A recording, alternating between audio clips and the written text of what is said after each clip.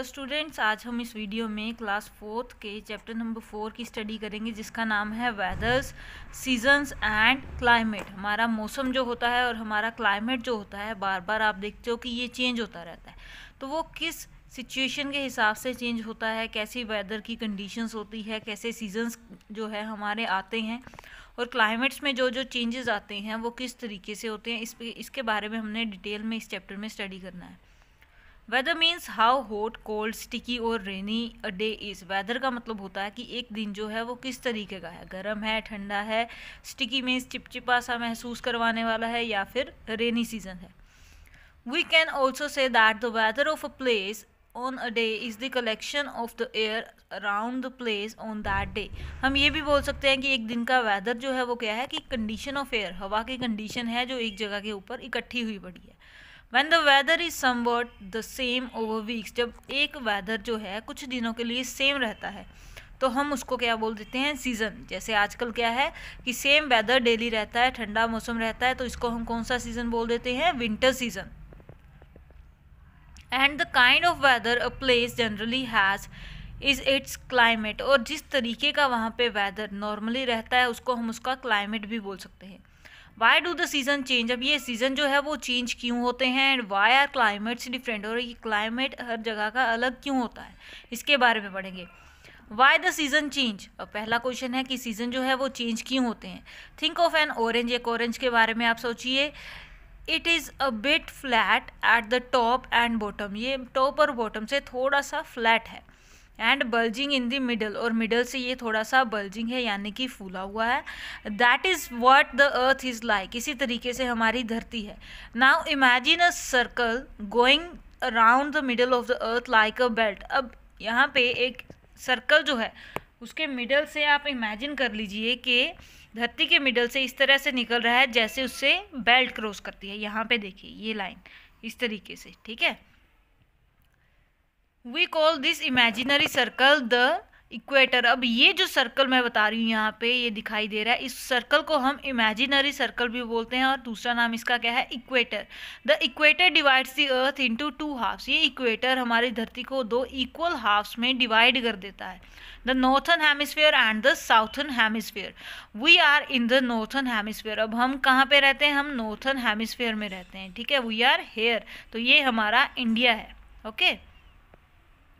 Next, push a knitting needle through a rubber ball. अब यहाँ पे एक रबर बॉल दिखाई गई है, इस रबर बॉल में से आप निटिंग नीडल जो है, निटिंग नीडल मतलब वो नीडल जिससे क्या करते हैं, ऊनी कपड़े बुनते हैं, वो नीडल यहाँ पे आप इसमें डालिए।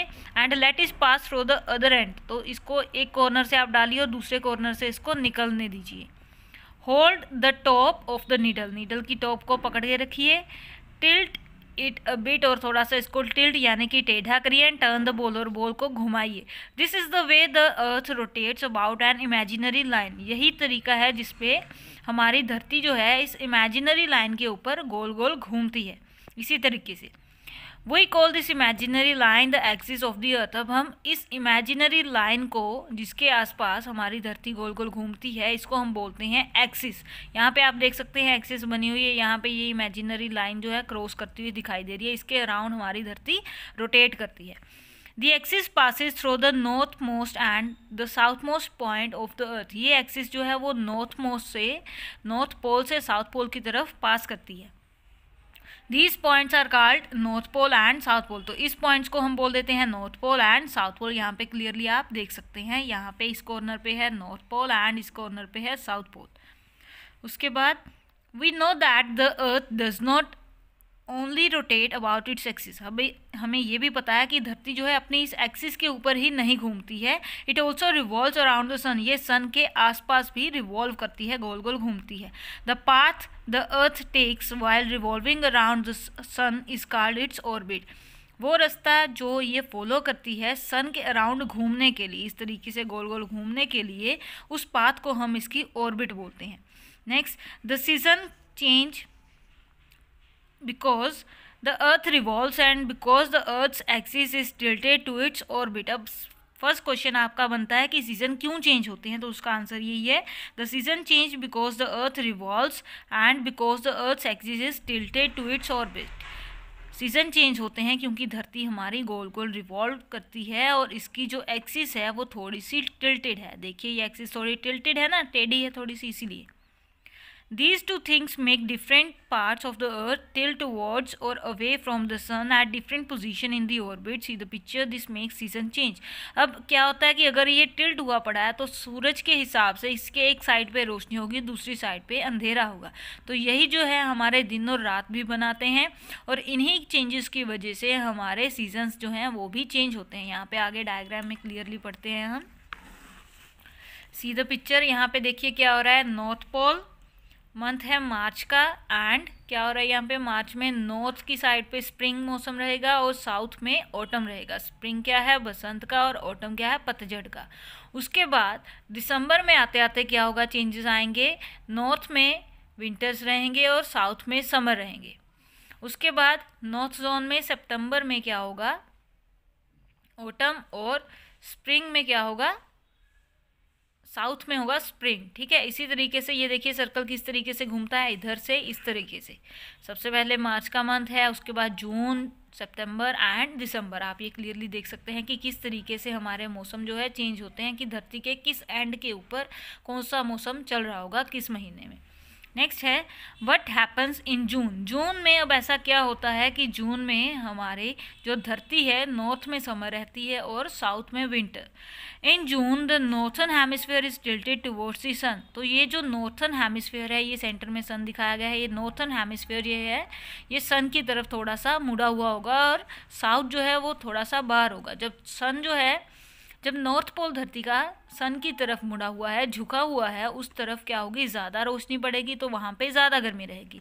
और साउथ जो है वो थोड़ा सा उससे अवे है, तो अवे होने का मतलब है सूरज की रोशनी वहाँ पे पूरी नहीं पहुँचेगी, इसीलिए वहाँ पे ठंड होगी।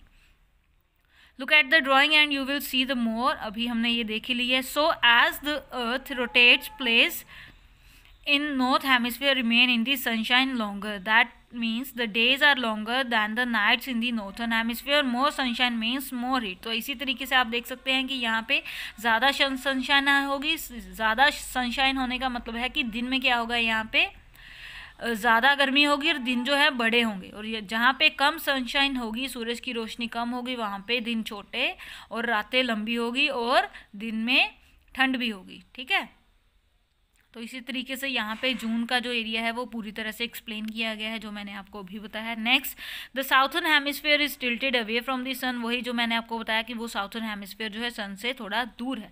तो यही सारा प्रोसेस इसमें लिखा गया है, आप इसकी स्टडी कर सकते हैं। ठीक है, next is what happens in December. अब दिसंबर के महीने में क्या होता है, दिसंबर के महीने में क्या रहेगा कि नॉर्थर्न हेमिस्फीयर में ठंड रहेगी। In December the northern hemisphere is tilted away from the sun. तो जो नॉर्थन हेमिस्फीयर है वो सूरज से थोड़ा सा अवे रहेगा। ठीक है, तो यहाँ पे नॉर्थन हेमिस्फीयर है, यहाँ पे डार्कर पोर्शन दिखाया है, ये दिसंबर का महीना है। साउथर्न हेमिस्फीयर के ऊपर सूरज की रोशनी जो है वो थोड़ी ज़्यादा पड़ रही है, तो क्या होगा, साउथर्न पोर्शंस में गर्मी रहेगी और नॉर्थन पोर्शंस में ठंड रहेगी। So the days are shorter than the nights. Opposite होता है कि जहाँ पे ठंड रहती है वहाँ पे दिन छोटे होते हैं, जहाँ पे गर्मी रहती है वहाँ पे दिन बड़े होते हैं, लंबे होते हैं। The southern hemisphere which is tilted towards the sun has longer days and the shorter nights. और जो हेमिस्फीयर जो सन की तरफ है, साउथर्न हेमिस्फीयर सन की तरफ पॉइंटेड है, तो वहाँ पे क्या होगा, दिन लंबे होंगे और रातें छोटी होंगी। यानी कि वहाँ पे क्या है, दिसंबर के महीने में साउथर्न पोर्शन में गर्मी रहेगी। इसी तरीके से आप ये सारा पैराग्राफ पढ़ के खुद समझ सकते हैं। Next, in March and September. और मार्च और सितंबर में क्या होगा, no part of the earth tilts more towards the sun. Sun की तरफ दोनों हिस्से जो है वो ऑलमोस्ट इक्वल ही टिल्ट करेंगे, ज़्यादा कोई भी टिल्ट नहीं करेगा। So the two hemisphere get the same amount of sunshine. तो इसी वजह से नॉर्थ और साउथ दोनों में ही इक्वल सनशाइन पहुँचती है। In March the north hemisphere has spring and the southern hemisphere has autumn. तो नॉर्थ में क्या होता है, स्प्रिंग का मौसम होता है यानी कि वसंत का, और साउथर्न पोर्शन में ऑटम का। ऐसे ही सितंबर में क्या होता है, नॉर्थ में ऑटम और साउथ में स्प्रिंग, ऑपोजिट होता है। ठीक है, next is why climates are different. अब ये जो क्लाइमेट्स है ये अलग क्यों है। The kind of climate a place has depends on many things. अब एक जगह का जो क्लाइमेट है वो काफ़ी चीज़ों के ऊपर निर्भर करता है। कौन सी चीज़ें हैं, डिस्टेंस फ्रॉम दी इक्वेटर, एक जगह का इक्वेटर से यानी कि भूमध्य रेखा से कितनी दूरी है। The climate of a place depends on how far the place is from equator. Places near the equator gets direct sunrays. जो जगहें इक्वेटर के पास में होती है वहाँ पे सीधी सूरज की रोशनी पड़ती है और वो जगहें गर्म होती है। In fact they hardly have any winter, और उस जगह पे बड़ी मुश्किल से सर्दियों का मौसम कभी कभी आता है। प्लेसेस नियर द पोल्स, अब जो प्लेसेस पोल्स के ऊपर होते हैं यानी कि north pole and south pole, वहाँ पे स्लांटिंग रेस जाती है सूरज की, टेढ़ी कितने जाती है, जिसकी वजह से वहाँ पे ठंडे इलाके रहते हैं। ठीक है, next we divide the earth into 3 zones. अब यहाँ पे देखिए अर्थ को 3 जोन्स में डिवाइड किया गया है, temperate zone, torrid zone and temperate zone. ठीक है, 3 जोन आ गई यहाँ पे। तो क्या है यहाँ पे, according to the general climate in these areas the area around the north pole is called Arctic. अब ये जो नॉर्थ पोल के साइड में जो एरिया है यहाँ जहाँ पे स्लांटिंग रेस जाएंगी वहाँ पे आर्कटिक जोन होगी, जिसको हम फ्रिजिड जोन बोलते हैं। And the area around the south pole is Antarctic. अब साउथ पोल की तरफ एंटार्क्टिक जोन आ जाएगी। And these 2 polar areas are called frigid और कोल्ड जोन। अब जहाँ पे स्लांटिंग रेस जाती हैं, अभी मैंने बताया जहाँ पे स्लांटिंग रेस जाएंगी वहाँ पे क्या होगा, ठंडा मौसम होगा, तो इसी को फ्रिजाइड जोन भी बोल देंगे क्योंकि ये कोल्ड जोन है। The area around the equator is called torrid और हॉट जोन। अब जो एरिया इक्वेटर के पास है उसको टोरिड जोन बोलेंगे जहाँ पे गर्मी रहेगी, या फिर हॉट जोन भी बोल सकते हैं। The areas in between are called temperate zone. तो जो इन बिटवीन एरियाज है उनको बोलेंगे टेम्परेट जोन। तो यहाँ पे 3 जोन आ गई, Arctic zone, temperate zone, torrid zone. ऊपर और नीचे रहेगी आर्कटिक और एंटार्क्टिक जोन जिसको फ्रिजाइड जोन बोलेंगे, बीच में रहेगी टोरिड जोन और उसके अराउंड टेम्परेट जोन। तो इसी की वजह से हम ये बता सकते हैं कि कहाँ पे ठंडा इलाका रहेगा और कहाँ पे गर्म। नेक्स्ट है height. Height of a place, एक जगह की हाइट जो है कैसे उस जगह के वातावरण को, उस जगह के क्लाइमेट को अफेक्ट करती है। The climate of a place also depends on height. That means it depends on whether the place is in hills or on the plains.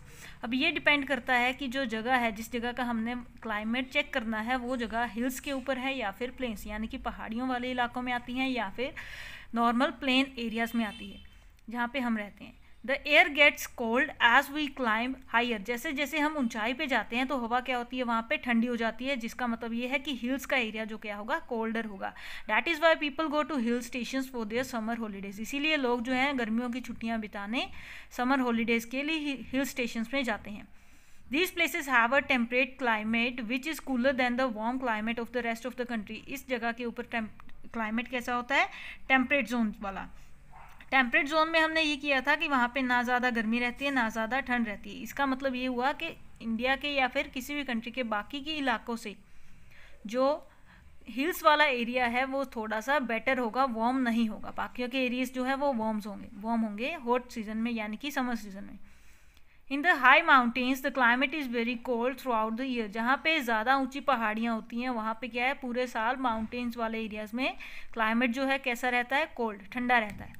उसके बाद यहाँ पे है विंड एंड रेन। अब विंड और रेन यानी कि हवा और बारिश जो है वो क्लाइमेट को कैसे अफेक्ट करती है। The amount of rain in a place gets in a year is also a part of its climate. अब पूरे साल में जो हवा एक जगह को मिलती है या फिर बारिश एक जगह को जो मिलती है तो वो उस जगह के वातावरण को भी अफेक्ट करती है। Most of India is warm. For example जैसे इंडिया ज़्यादातर क्या है, पूरे देश में ज़्यादातर गर्मी रहती है पूरे देश के तकरीबन इलाकों में। बट पार्ट्स ऑफ इट्स जैसे राजस्थान है वो ज़्यादा गर्म होते हैं और ड्राई होते हैं जहाँ पे कम बारिश होती है। And other parts of like Kerala are warm and wet. जैसे राजस्थान जो है वहाँ पे गर्मी रहती है और बारिश भी बहुत कम होती है। उसी तरफ क्या है केरला, वहाँ पे क्या है गर्म एरिया है और वेट रीजन है वो। Rainfall depends on things, one of these is how far is from the sea. अब रेनफॉल जो है कुछ चीज़ों के ऊपर डिपेंड करता है, उनमें से एक ये है कि वो जगह जो है सी से, समुद्र से कितनी दूरी के ऊपर है। जैसे केरला है जो समुद्र के पास पड़ता है तो वहाँ पे क्या है गर्म एरिया है और वहाँ पे वेट रीजन है यानी कि बारिश होती है। दूसरी ओर राजस्थान है। राजस्थान क्या है, समुद्र से काफ़ी दूर है, वहाँ पे गर्मी रहती है और ड्राई रीजन है वो। In places near the sea winds blow from the sea carrying clouds. अब जहाँ पे सी होती है वहाँ पे हवा जो है वो ऊपर की तरफ राइज कर जाती है और वहाँ पे क्लाउड्स की फॉर्मेशन ज़्यादा रहती है। क्यों? अभी हमने लास्ट ईयर पढ़ा था इवेपोरेशन, तो समुद्र का पानी जो है वो इवेपोरेट हो जाता है जिसकी वजह से क्लाउड फॉर्मेशन हो जाती है। तो वही रीज़न है जो बारिश को लेके आता है। What causes winds? अब हवा जो है वो किन वजहों से होती है? When some part of the earth gets heated by the sun, जब धरती का कुछ हिस्सा जो सूरज की रोशनी पड़ने से गर्म हो जाता है, the air above it becomes hot, तो उसके उस रीजन के ऊपर वाली जो हवा है वो क्या हो जाती है, गर्म हो जाती है। अब गर्म हवा जो है वो उसका वजन जो है ठंडी हवा से कम होता है।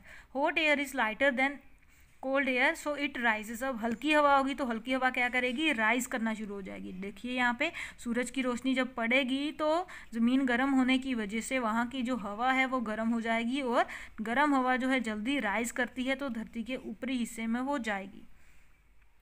And cold air from the surrounding areas rushes in to take place. और क्या होगा, जब गर्म हवा ऊपर चली जाएगी तो ठंडी हवा आसपास से इकट्ठी होकर वहाँ पे उस जगह के ऊपर आ जाएगी जो उस जगह को ठंडा बना देगी।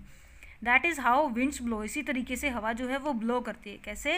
गर्म हवा ऊपर चलेगी और उसकी जगह के ऊपर ठंडी हवा आ गई। जब ये ठंडी हवा गर्म हो जाएगी तो ये भी ऊपर और चली जाएगी और उसकी जगह के ऊपर फिर से ठंडी हवा आ जाएगी।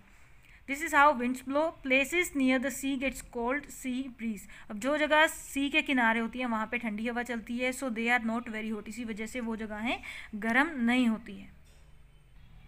Next is climate and plants and animals. अब वातावरण के हिसाब से प्लांट्स और एनिमल्स जो है उनके ऊपर क्या असर पड़ता है। The kinds of plants and animals you find in a place depends on it's climate. अब एक जगह के ऊपर किस तरीके के जानवर होंगे, किस तरीके के पेड़ पौधे होंगे, ये भी उस जगह के क्लाइमेट के ऊपर डिपेंड करता है। The trees that grow in mountains or country of a country for example do not grow in the plains. जो जगहें माउंटेन्स वाले एरियाज में ग्रो करती हैं वो प्लेन वाले एरियाज में यानी कि पद्धरी ज़मीन वाले एरिया पे नहीं ग्रो करेंगी। Similarly the trees that grow in the warm and wet parts of the country can not grow in the hot and dry parts. जो जगहें गर्म होती हैं और वेट होती हैं वहाँ पे उगने वाले पेड़ जो हैं वो गर्म और ठंडी जगह के ऊपर नहीं उग सकते, है ना। ऐसा क्यों? क्योंकि सारे एनिमल्स की, सारे प्लांट्स की अपनी ही ग्रोथ कंडीशंस होती हैं, वो सेम कंडीशंस में ग्रो नहीं कर सकते। ठीक है, जैसे हम लोग क्या करते हैं, गर्मियों में गर्म कपड़े पहनते हैं, सर्दियों में ठंडे उल्टा हो गया, गर्मियों में हम लोग ठंडे कपड़े पहनते हैं जो हमें गर्मी से बचाते हैं और सर्दियों में हम लोग गर्म कपड़े पहनते हैं, है ना। तो क्या होता है, इसकी वजह से क्या करते हैं हम कि हम कंडीशंस ऐसी अडेप्ट कर लेते हैं कि हम लोग उस कंडीशन में, उस वातावरण में अच्छे से सर्वाइव कर सकें, है ना। तो हम लोगों को क्या चाहिए, ऐसी कंडीशंस चाहिए जिसमें हम सर्वाइव कर सकें। तो प्लांट्स और एनिमल्स क्या करते हैं, वहीं पे ग्रो करते हैं जिनको उनको सर्वाइव करने के लिए, अच्छी ग्रोथ करने के लिए उनको अच्छा क्लाइमेट मिले। This is true animals as well. इन एनिमल्स को ट्रू एनिमल्स भी बोला जाता है। You will not find polar bears, जैसे पोलर बियर जो है और पेंगुइन जो है इंडिया में हमें नहीं मिलते हैं। And you will not find elephants and camels in Iceland. और जहाँ पे बर्फीला इलाका है, आइसलैंड है, वहाँ पे आपको एलिफेंट और कैमल्स नहीं मिलेंगे क्योंकि ये दोनों जो है इंडिया में पाए जाते हैं और पोलर बियर्स और पेंगुइन्स आइसलैंड में यानी कि ठंडे इलाकों में पाए जाते हैं। इसीलिए इनकी बॉडी जो है ऐसी बनी हुई है कि इन्हें उसी कंडीशन में ही रहना है। ठीक है, नेक्स्ट आगे बैक एक्सरसाइज है। आपने ये क्वेश्चन आंसर्स कर लिए हैं already. What makes the seasons change. अब कौन सी चीज़ें हैं जो सीज़न को चेंज करवाती हैं, पेज नंबर 22 के ऊपर आंसर है। आप वीडियो को दोबारा से देख सकते हैं। ठीक है, आपको ये सारे क्वेश्चंस के आंसर वहाँ पे क्लियरली समझने के लिए भी मिल जाएंगे। Okay, next we have fill ups. The Arctic and Antarctic are dash zones. Arctic और एंटार्क्टिक कौन सी जोन थी, फ्रीजाइड यानी कि ठंडी जोन थी। The kind of plants that grow in a place depends on its dash। अब प्लांट्स और जो प्लांट्स एक जगह के ऊपर ग्रो करते हैं किस चीज़ के ऊपर डिपेंड करते हैं, उसकी हाइट के ऊपर डिपेंड करते हैं। Winds blowing in from the dash carries cloud. अब कौन सी हवा जो है कहाँ से निकलती है जिसमें क्लाउड्स बनाने की क्षमता होगी, जो क्लाउड्स बनाएंगे वो है सी। समुद्र से उठने वाली हवा जो है हमेशा क्लाउड्स बनाती है। The southern hemisphere has dash in June. Southern hemisphere में क्या होता है, जून के महीने में वहाँ पे ठंड रहती है, winter. A place with a dash climate is in neither too hot nor too cold. एक प्लेस जहाँ पे ऐसा क्लाइमेट होगा वो ना ही ज़्यादा गर्म होगी ना ही ज़्यादा ठंडी होगी। कौन सा है वो, temperate climate. Okay, next we have matching यहाँ पे देखिए, the imaginary circle around the middle of earth, धरती के सेंटर में जो इमेजिनरी सर्कल है उसको हम क्या बोलेंगे, equator. The imaginary line around which the earth rotates, धरती जो जिस इमेजिनरी लाइन के ऊपर रोटेट करती है उसको हम क्या बोल देते हैं, अर्थ्स एक्सिस। नेक्स्ट है the path of the earth from the sun, धरती से सूरज का जो रास्ता है उसके आसपास घूमने का उसको क्या बोलते हैं, earth's orbit. The northern most point of the earth, धरती का नॉर्थन मोस्ट ऊपरी हिस्सा जो है उसको क्या बोलेंगे, north pole. The area around the south pole, अब नीचे साउथ पोल होता है, साउथ पोल के आसपास के एरिया को हम क्या बोलते हैं, एंटार्क्टिक। ओके, नेक्स्ट है true false, hot air is heavy so it sinks, गर्म हवा जो है वो भारी होती है इसलिए ये बैठ जाती है, ऐसा होता है, नो, गर्म हवा हल्की होती है और ये ऊपर की तरफ ब्लो कर जाती है। The climate of the place depends on it's height, हमेशा क्लाइमेट जो है एक जगह का हाइट के ऊपर भी डिपेंड करता है, true. The area around the equator is called the temperate zone, equator के आसपास का जो एरिया है उसको हम लोग टेम्परेट जोन बोल सकते हैं, क्या ये सही है, नहीं, इसको हम क्या बोलते हैं, torrid zone. Next, mountains have a warm climate, mountains जहाँ पे होते हैं वहाँ पे गर्मी रहती है, नो, वहाँ पे ठंडा मौसम रहता है, इसीलिए आंसर क्या है, एक मिनट, हाँ जी, इसीलिए इसका आंसर क्या आएगा, यहाँ पे फॉल्स आएगा। तो ये आप लोग वीडियो देख के सही कर लेना, ओके, तो इससे मुझे पता चल जाएगा किसने वीडियो देखी है किसने नहीं।